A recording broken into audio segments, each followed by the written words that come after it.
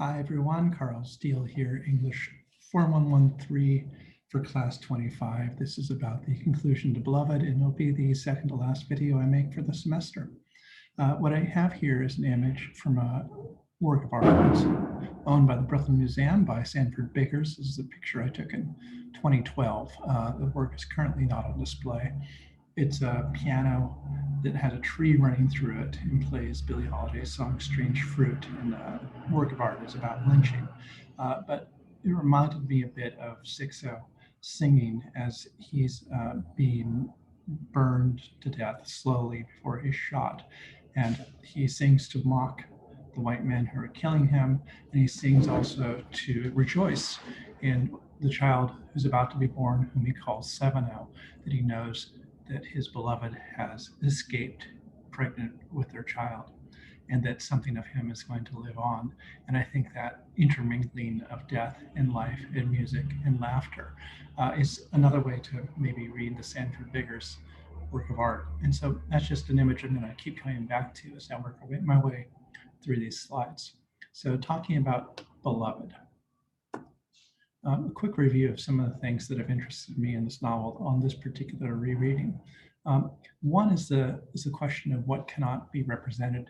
As I observed in every form of media that I know of that talks about the Margaret Garner case, and that is Frances Harper's poem, The Newspaper Report, that's reprinted in Fugitive Slave Law and its victims, and in the Thomas Noble paintings, and in Toni Morrison's novel. The killing of the daughter is never represented directly. And certainly the perspective of the mother as she's killing her daughter is absolutely never represented directly. We are never inside her head.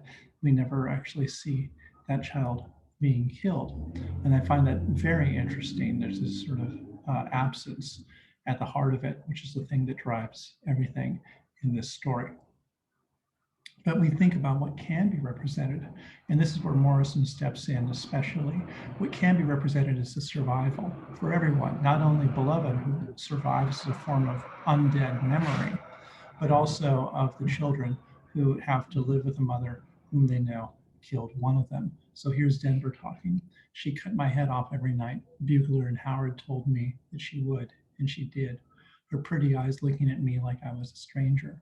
Not mean or anything, but like I was somebody she found and felt sorry for, like she didn't want to do it, but she had to, and it wasn't going to hurt. What does it mean to live with a mother whom you know has already killed one child? You don't understand as a child why that's been done, but you have to live on with it anyhow. That terrible responsibility that the mother took on is something the children aren't going to be able to understand. And these gaps between what people can understand and what they can't understand. For example, between Paul D and Setha, when it talks about that wild track of wood that springs up between them, is something that Morrison's very concerned with in this novel.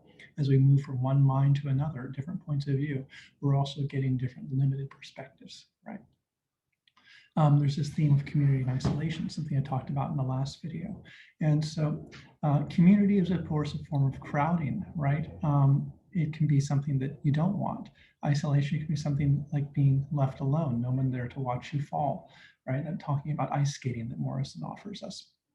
And here is on this theme, I'd just like to think about these two lines in relation to one another.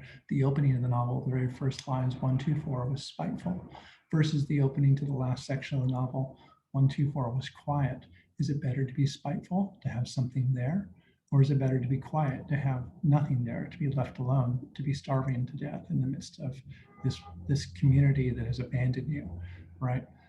So this is something also to think about. Then we can think also about structure. I've been asking you to think hard about structure in this novel. We can think about why Paul D's wartime memories fall where they do. This is virtually the last chapter of the novel. I believe it's the penultimate one, where we hear about Paul D and what his many escapes and his various experiences during the war, where he's captured and re-enslaved by the rebels and compelled to rescue the wounded of them from battlefields, right? And he's sort of moving back and forth, and we hear about the story about him getting paid money for his labor for the first time and not understanding what he's supposed to do with this coin. It's completely strange to him. And when we finally wrap it up with him returning to 124, and there's a very old dog there whom he recognizes, I'm of course put in mind of the Odyssey, which of course also features a man returning to a home and being greeted by a very ancient dog. It's not exactly the same as the Odyssey, but certainly Morrison must have had something like that in mind. So we can just ask, why is that chapter there? Why not just carry on through from the story of Setha almost killing Mr. Bowden to the end, the kind of poetic ending of the novel? Why is Paul D's section right there? So thinking about what beloved is, this is the last thing I want to offer you in this little sort of wrap up of the novel. There's so much more to say, but these are some of the things that interested in me. We have a passage like this. We are not crouching now, we are standing, but my legs are like my dead men's eyes. I cannot fall because there is no room to. The men without skin are making loud noises. I am not dead.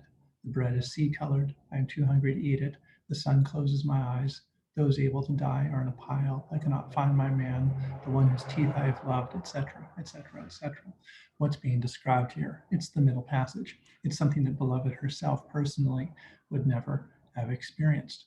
But what's obvious to me here is that this is the hold of a ship full of people who are being brought into slavery, who are chained together without enough room.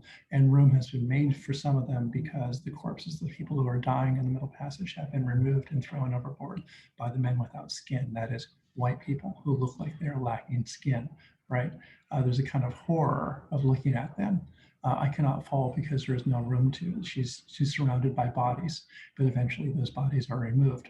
So that once we recognize that Beloved is both the returned spirit or ghost or zombie or demon or daughter of the child whom Setha killed, but also representation or an embodiment or a memory of everyone who died in the middle passage.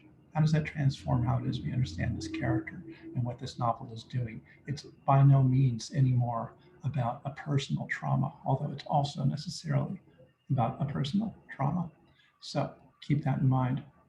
And then I just want to bring up this thing of mingling. Two more slides on this point. This phrase, I am beloved and she is mine. What does this second she mean? Who is speaking there? Is that Setha saying she is mine? Or is that Beloved saying she is mine to her mother? She is mine. She belongs to me, or she belongs to me in the way that a daughter belongs to a mother, right? She is my offspring. It's a little bit unclear, and I think that's quite deliberate, right? That notion of ownership and obligation and of self and other are becoming muddled very, very interestingly in these passages. Your face is mine. What does that mean? It means your face belongs to me, or we have the same face, or you're my mother and I'm your daughter, or you're my daughter and I'm your mother. That's a sentence that can be read many, many ways, and we'll talk about that in class today.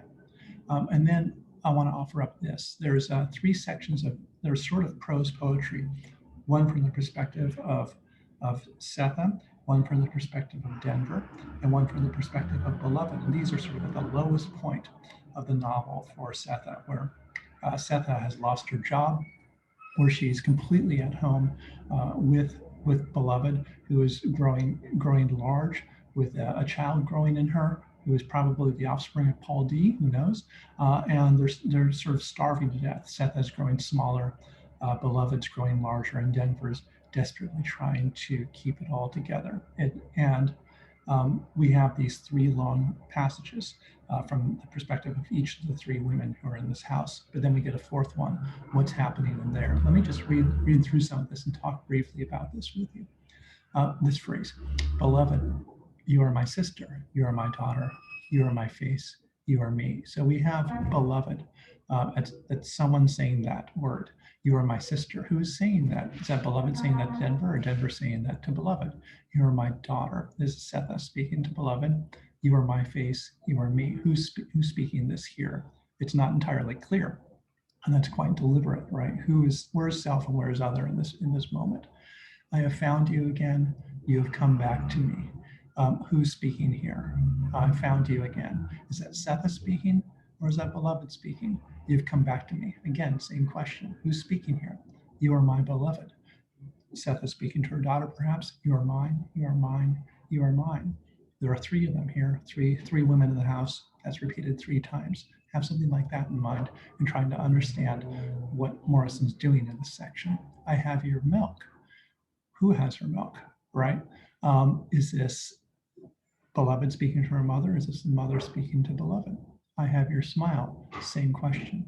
I will take care of you. This is Denver, perhaps speaking to the other two, or it's Setha speaking to beloved. It's certainly not beloved speaking to anybody else because she's extremely selfish, right? She's like a child. You are my face. I am you. Why did you leave me? Who am you? Who am you is interesting, right? So we can expand that to read, why did you leave me? I, who am you? But that's not what Morrison writes. There's a use of a kind of looks like a misconjugation that is really about mingling that sense of first person and second person, of self and other.